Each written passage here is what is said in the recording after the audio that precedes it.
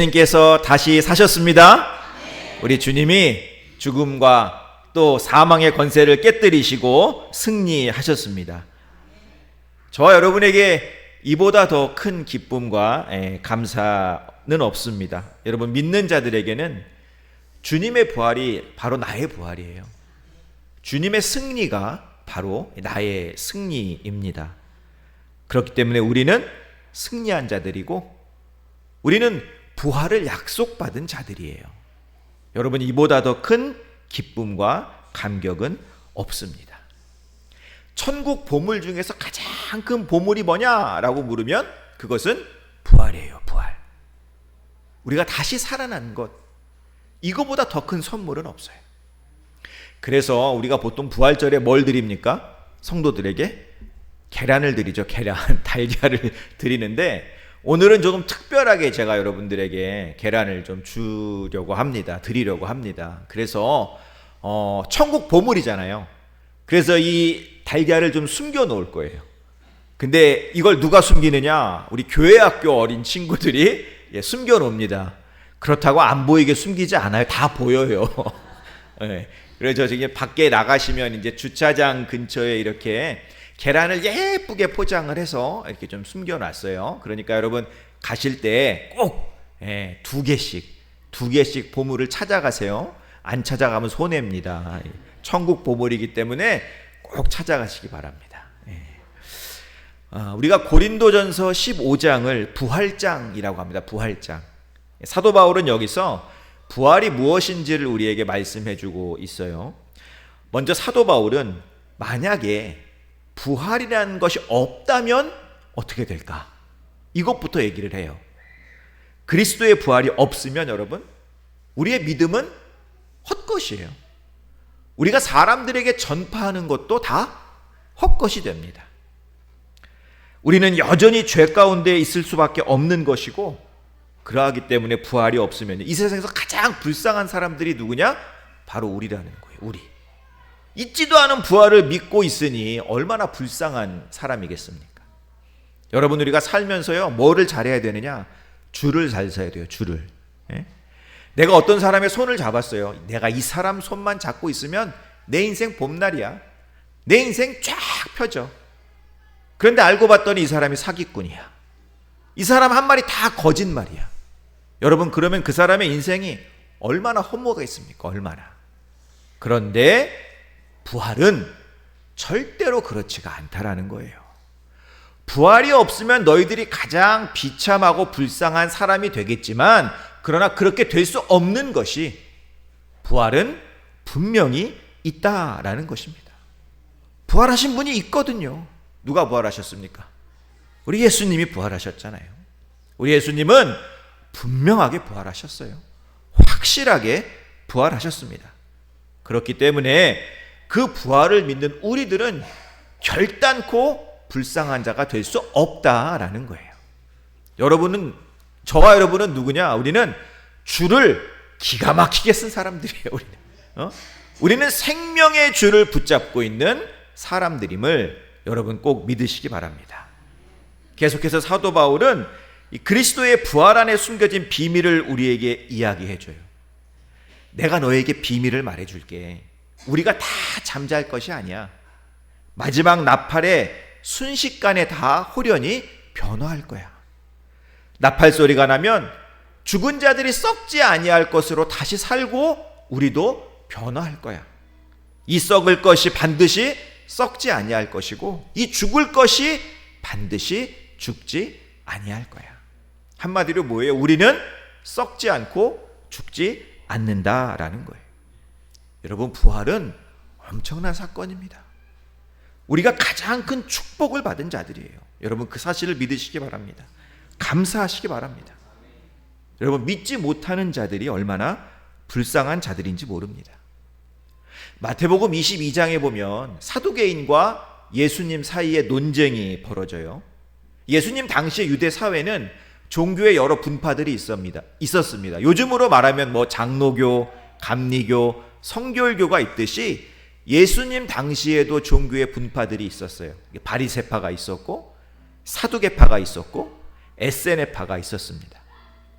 이 사두개파는 소수의 사람들이었어요. 그런데 이 사람들은 귀족 계급이었어요. 그래서 정말로 잘 사는 사람들이었고 힘이 있는 자들이었습니다. 여러분, 이 사람들은 천사를 안 믿었어요. 영도 안 믿었어요. 부활이나 영적인 세계를 부인했습니다. 왜 그랬을까요? 이 땅에서 잘 살았거든. 이 사람들은 이 땅에서 누릴 수 있는 건 다 누리며 살았거든요. 그러니까 이 사람들의 관심은 오로지 어디에 있어요? 현세에 있는, 현세, 이 땅에만 있는 거예요. 부활, 영적인 세계, 그런 건 전혀 필요 없던 거죠. 어떻게 보면 여러분, 이 시대를 살아가고 있는 우리의 모습이 바로 이 사두개파와 같은 모습일 수도 있습니다. 여러분, 세상이 얼마나 편리해졌습니까? 세상이 얼마나 살기 좋아졌습니까? 얼마나 화려합니까? 누릴 수 있는 거 다 누리며 우리가 살잖아요. 그러다 보니 사람들이 무엇을 무시해요? 영적인 세계를 무시하는 거예요. 눈에 보이지 않는 것은 믿지 않는 것입니다. 그러나 이것은 무지한 자들의 모습이라는 것입니다. 무지한 자들의 모습. 여러분, 사두개인들이요, 이 부활을 부정하기 위해서 예수님께 아주 유치한 질문을 하나 해요. 7명의 형제가 있었어요. 그런데 이 7명의 형제가 다 한 여자에게 장가를 갑니다. 그러면 이 8명이 부활을 했을 때 이 여인의 남편은 누가 되겠냐는 거예요. 그 부활을 해봐야 아무런 소용이 없다라는 거죠. 여러분, 이 질문은 이 구약에 나오는 유대인의 법 중에 이 수혼법이라는 게 있어요. 이것을 근거로 들어서 사두개인들이 예수님에게 질문을 한 거예요. 예전에는 유대 사회에는 전쟁이 많았습니다. 전쟁이. 그래서 남자들이 많이 죽었어요. 거기다가 유대 사회는 우리나라처럼 이 장손, 장남이 그 가문의 모든 것을 이어갔습니다. 예. 그러다 보니까 형이, 장남이 자녀가 없이 죽으면 그 동생이 형수와 결혼을 해서 자녀를 낳고 그 가문을 잇게 했어요. 동생이었으면 어떻게 해요? 가장 가까운 친척이 이 여인과 결혼을 해서 아들을 낳았어야 했습니다. 그래서 대표적인 성경에 나오는 사람이 누구예요? 보아스와 룻이잖아. 보아스와 룻. 보아스는 룻의 남편인 말론의 친척이에요. 남편 말론이 죽자 보아스가 룻과 결혼을 해서 자녀를 낳아 그 가문을 잇게 한 것입니다. 사두개인들은 이 근거, 이 율법을 근거로 해서 예수님을 공격한 거죠. 봐라, 부활은 말도 안 되는 거다. 예수님이 뭐라고 하십니까? 너희들이 부활을 지금 오해하고 있는 거야. 부활은 그런 게 아니야. 부활 때에는 장가 드는 것도 없고 시집 가는 것도 없고 하늘에 있는 천사와 같은 것이다. 부활 후의 모습과 이 땅에서의 모습이 완전히 다르다는 것입니다. 여러분, 이 땅에는 제한이 있고 한계가 있어요. 불완전합니다. 그렇죠? 그런데 부활 후에 우리가 가는 하나님 나라는 완전한 곳이에요. 우리가 이 세상에서 살아가는 모습 그대로 하늘나라에서 산다라고 한다면 여러분, 정말로 부활이라는 것은 무의미한 거예요. 예를 들어서 여러분, 장애가 있는 사람이 장애가 있는 모습으로도 하늘나라에서도 그렇게 산다고 하면 얼마나 불합리하겠습니까? 그런데 하늘나라는 그러한 곳이 아니다라는 것입니다.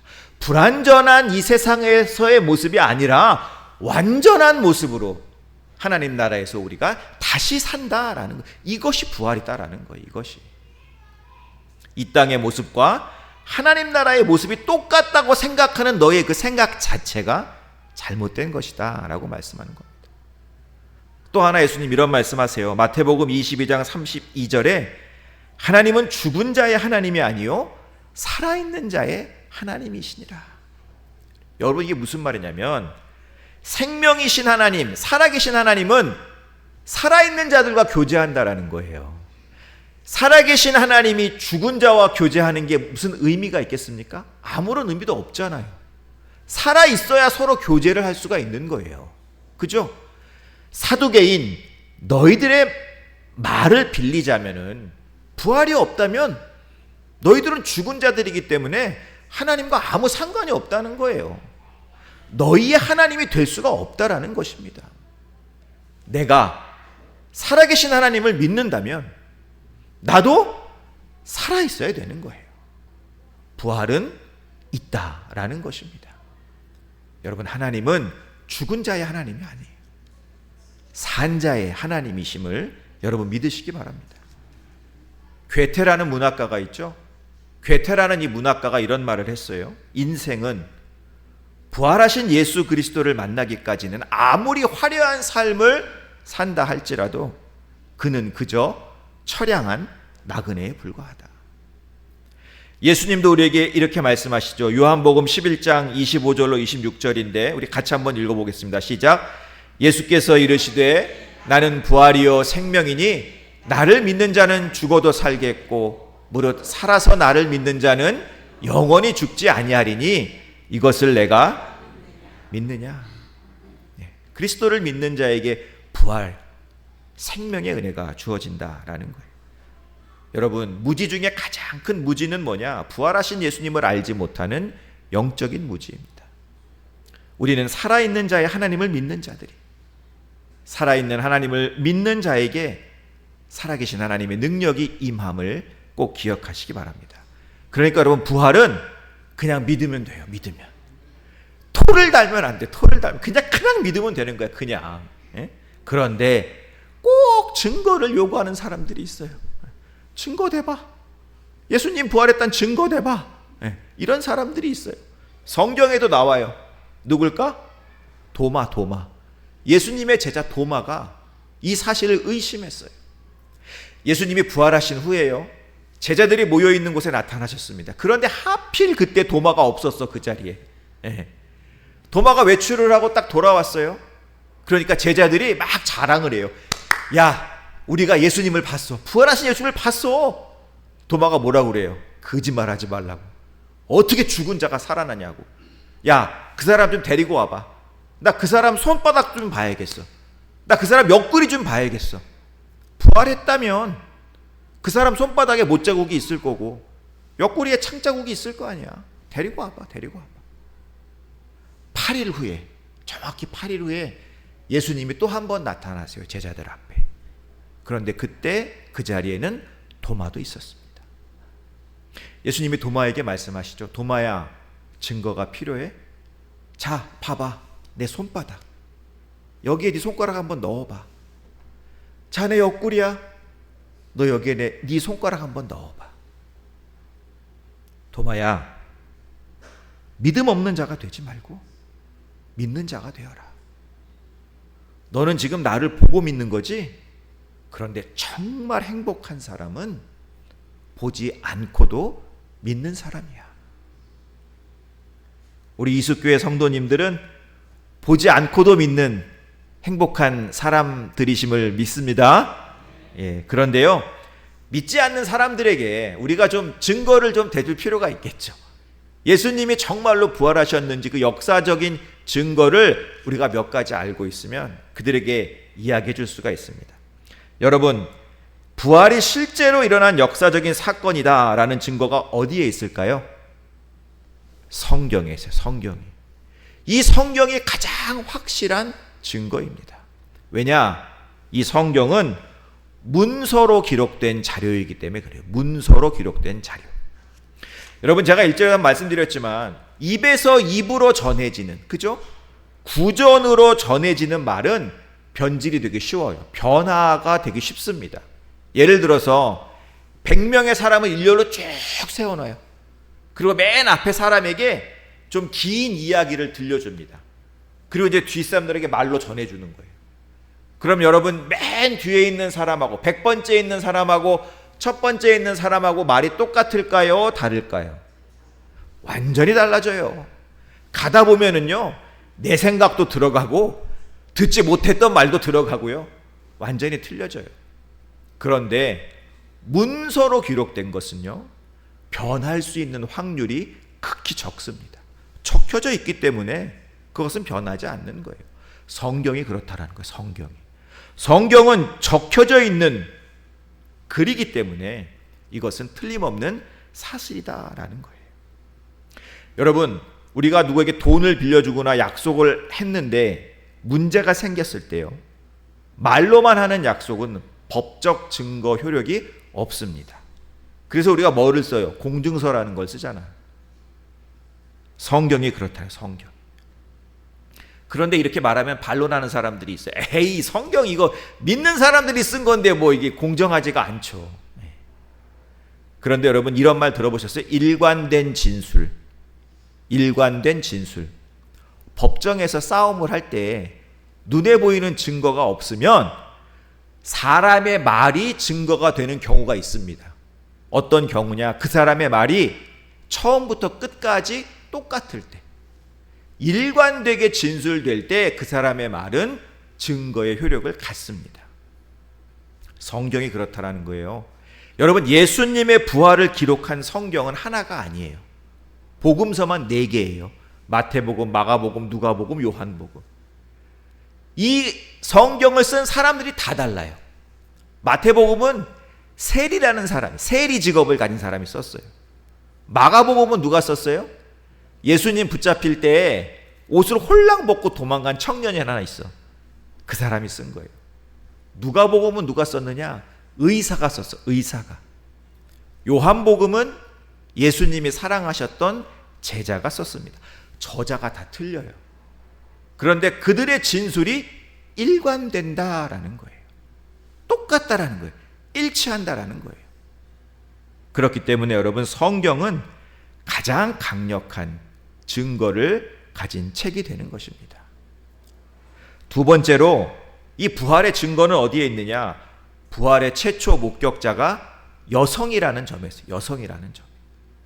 오늘 말씀을 보면 부활의 최초 목격자가 누구입니까? 10절에 보면 이렇게 나오죠. 막달라 마리아, 요한나, 야고보의 모친 마리아, 또 그들과 함께한 다른 여자들.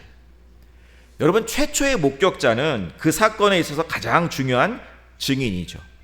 그런데 그 중요한 증인이 여성이었다는 것은요, 그 당시 팔레스타인 사회에서는 받아들이기 힘든 그러한 이야기였습니다. 왜냐? 여러분, 그 당시의 여성들은 가장 낮은 계급의 사람들이었어요. 가장 천대받던 사람들이었어요. 사람 수에도 들지 못하는 게 여성이었습니다. 여성이 아무리 진실을 말해도 사람들은 그 여성의 말을 믿지 않았어요. 믿을 필요가 없다라고 생각을 했어요. 그런데 그런 여자의 말을 예수님 부활의 증인으로 세웠다라는 것이 이상하지 않습니까? 만약에 정말로 제가 예수님의 부활을 거짓말로 만들어야 된다 쳐요. 사기를 친다고 생각해봐요. 그러면 여자를 증인으로 쓰는 게 좋겠어요? 유명한 남자를 증인으로 쓰는 게 좋겠어요? 남자를 써야지 사람들이 그나마 더 믿을 거 아니에요. 그런데 성경의 기자들은 모두 다 하나같이 이 여성들을 최초의 증인으로 기록하고 있습니다. 이게 어떤 의미를 갖겠어요? 예수님의 부활은 진짜기 때문에 굳이 이것을 우리가 꾸며낼 필요가 없다라는 것입니다. 이 윌리엄 레인 크레이그 박사라는 분이 이 사실을 다음과 같이 이렇게 설명을 합니다. 잘 들어보세요. 1세기 유대인 사회에서 여성의 역할을 이해할 때 정말 특이한 것이 있는데 그것이 바로 빈 무덤의 이야기이다. 여성을 최초의 빈 무덤을 발견한 자로 특징 짓고 있다라는 것이다.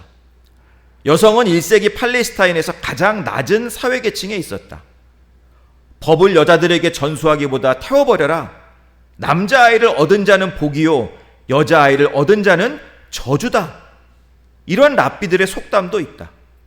여성의 증언은 전혀 쓸모없는 것으로 간주되었기 때문에 심지어 유대인 법정에서는 여성이 합법적인 증인으로 설 수도 없었다.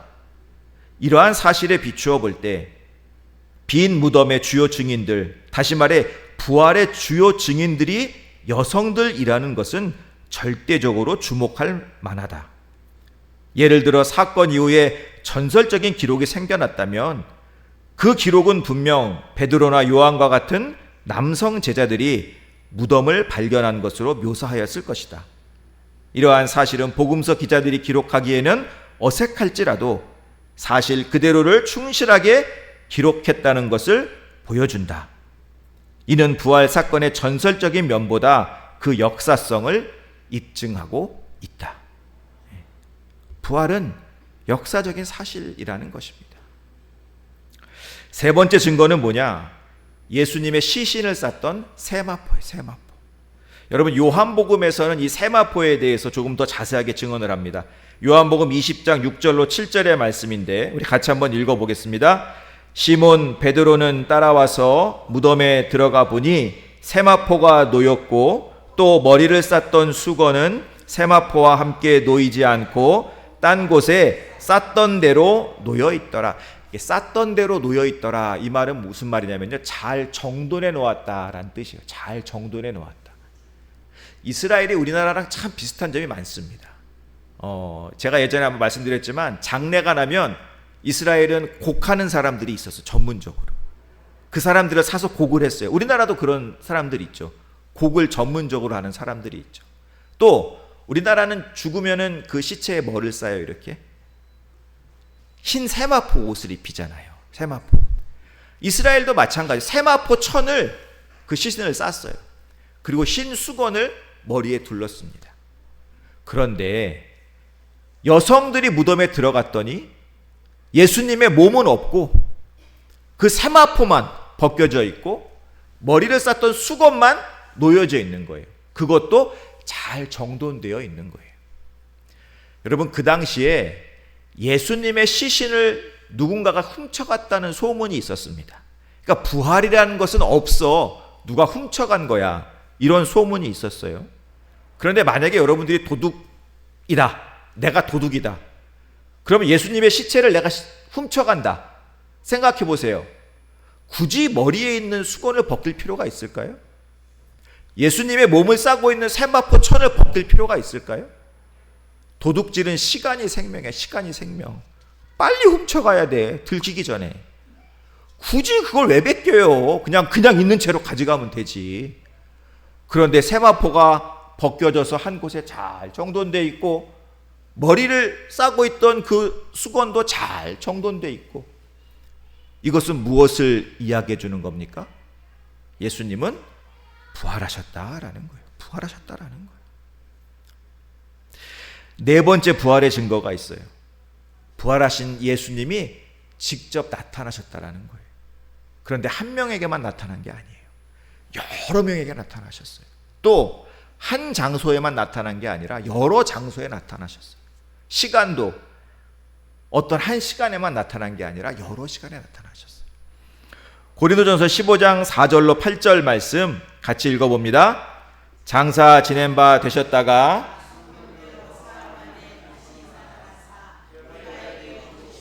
후에 12 제자에게와 그 후에 500여 형제에게 일시에 보이셨나니 그 중에 지금까지 대다수는 살아있고 어떤 사람은 잠들었으며 그 후에 야고보에게 보이셨으며 그 후에 모든 사도에게와 맨 나중에 만삭되지 못하여 난 자 같은 내게도 보이셨느니라. 이 말이 이런 거와도 같아요. 너도 봤어? 나도 봤어. 넌 어제 봤어? 난 오늘 봤어. 너 혼자 봤어? 난 여러 명이서 봤어. 너 명동에서 봤어? 나 방배동에서 봤어. 이수교회 앞에서. 이거랑 똑같은 거예요. 예수님이 어느 한 사람에게만 나타난 게 아니라 부활하신 그 몸을 여러 사람들에게 보여주신 거예요. 여러 장소에서 여러 시간에. 예수님은 부활하셨다라는 거예요. 부활하셨다라는 거예요. 마지막으로 여러분, 예수님의 부활이 진짜인 이유는 뭐냐? 예수님을 따르던 제자들이 변화되었다라는 것입니다. 변화. 예수님 잡히셨을 때 제자들이 어떻게 했어요? 다 도망갔어요. 다 도망갔어요.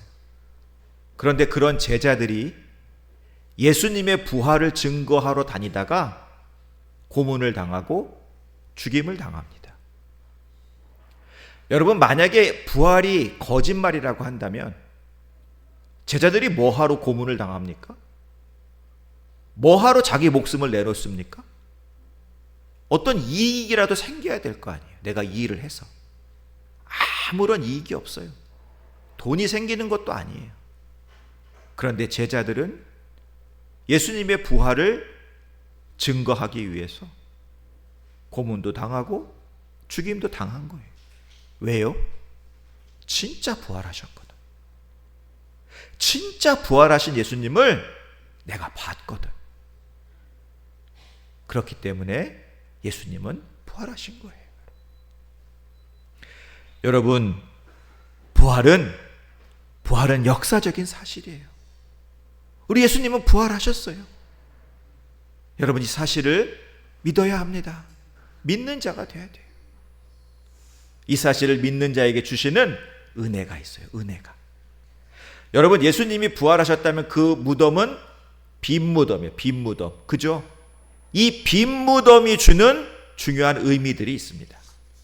첫 번째로 여러분, 빈 무덤은 어떤 장소냐? 사라지는 장소예요. 사라지는 장소. 여러분, 무덤 안에는 빛이 있어요? 없어요? 없죠? 무덤 안에는 어둠밖에 없어요. 그런데 그 무덤을 막고 있던 돌이 옮겨졌습니다. 그럼 어떤 일이 벌어질까요? 빛이 안으로 들어오겠죠. 빛이 안으로 들어오면서 무엇이 사라질까요? 어두움이 사라지는 거예요. 어두움이. 예수님께서 부활하셨다라는 것은 빛이신 예수님께서 세상의 모든 어두운 권세들을 몰아내셨다라는 거예요. 부활을 믿는 자들에게 주시는 은혜는 무엇이냐? 세상 모든 어두움들이 사라지는, 그것이 사라지는 은혜가 우리에게 임한다라는 것입니다.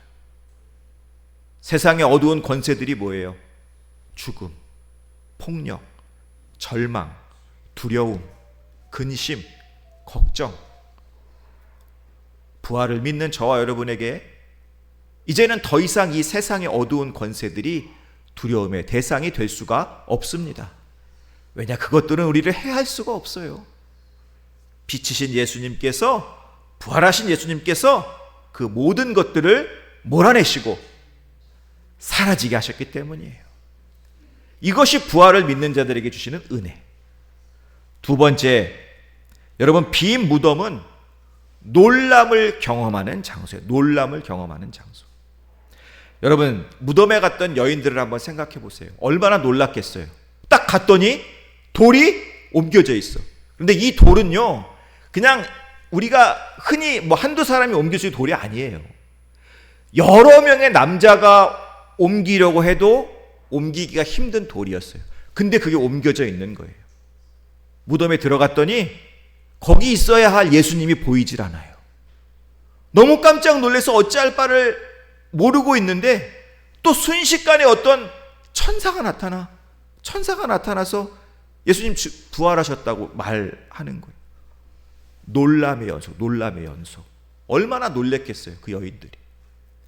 성경에서는 이 여자들이 놀란 모습을 5절에서 두려워했다라는 말로 표현하고 있어요. 근데 여기서 이 두려움은 어떤 무서운 걸 보고 두려워하는 게 아니에요. 경이롭고 신비로움에서 오는 두려움이에요. 여자들이 놀란 거는 세상에 주는 놀람이 아니에요. 하늘에서 내려오는 놀람. 하늘에서 내려오는 놀람. 여러분, 놀람을 경험하는 것이 신앙이에요. 신앙. 예수님의 부활을 믿는 자에게 주시는 은혜가 바로 이 놀람이라는 거, 놀람. 목회를 하다 보면 병원 신방을. 제가 병원 신방을 가서 성도님에게 해주는 이야기가 있습니다. 성도님, 이번 사고 당하시면서 얼마나 놀라셨어요. 근데 이제 한 번 더 놀라셔야 돼요. 처음 놀람은 사고를 당해서 놀란 놀람이었다면, 두 번째 놀람은 예수님이 주시는 그 치유의 은혜, 그 치유의 은혜를 받는 놀람을 꼭 경험하셔야 합니다. 반드시 낫게 하실 거예요. 여러분, 많이 놀라며 사시기 바랍니다. 하나님이 주시는 놀람, 하늘이 주는 놀람의 은혜가 우리 사랑하는 성도님들에게 매일같이 임하길 소망합니다. 세 번째, 마지막으로요. 빈 무덤은 어떤 장소냐? 들어가는 장소예요. 들어가는 장소. 여러분, 큰 돌이요 옮겨졌잖아요. 왜 옮겨졌어요? 예수님 나가시려고 옮겨졌잖아요. 그러면 나간 다음에 예수님이 다시 닫아 놓을 수도 있잖아요, 이 돌을. 근데 왜 그냥 열어 놓으셨을까요? 예수님이 나가신 다음에 다시 닫아 놓고 갈 수도 있는데 굳이 그 무덤을 열어 놓으신 이유가 뭘까요? 너도 들어오라는 거예요. 너도 들어오라는 거예요. 너도 들어와서 내 부활을 목격하라는 것입니다. 다시 말해서 너도 나의 부활에 동참하라 라는 거예요. 부활을 믿는 자들에게 주시는 은혜가 무엇이냐? 예수님의 부활이 곧 나의 부활이 되는 것입니다. 독일의 속담 중에 이런 속담이 있어요. 예수님이 아무리 100번을 부활해도 내가 부활하지 않으면 아무런 소용이 없다. 독일에 있는 속담이에요. 예수님의 부활에 참여하는 은혜가 부활을 믿는 저와 여러분에게 주시는 은혜임을 여러분 믿으시기 바랍니다. 사랑하는 성도 여러분, 우리 예수님께서 부활하셨어요. 이제 우리는 썩을 것으로 심고 썩지 아니할 것으로 다시 살 거예요. 이제 우리는 욕된 것으로 심고 영광스러운 것으로 다시 살 것입니다. 약한 것으로 심고 강한 것으로 다시 살 것이고, 육의 몸으로 심고 신령한 몸으로 다시 살 것입니다. 저와 여러분의 삶은 이제는 절망이 아닌 소망이 될 것이고, 연약함이 아닌 강건함이 될 것이고, 걱정이 아닌 평안이 될 것이고, 죄인이 아닌 의인이요 죽음이 아닌 생명으로 살아갈 것입니다. 예수님의 부활은 우리의 부활이에요. 우리의 부활. 이 부활의 영광을 누리며 살아가시는 우리 사랑하는 모든 성도님들 되시길 주님의 이름으로 축원합니다. 기도하겠습니다. 주님은 죄와 죽음을 이기시고 다시 살아나셨습니다. 부활의 주님을 찬양하며 영광을 올려드립니다. 확고한 부활 신앙을 가지고 부활의 감격으로 살아가는 은혜를 허락하여 주옵소서.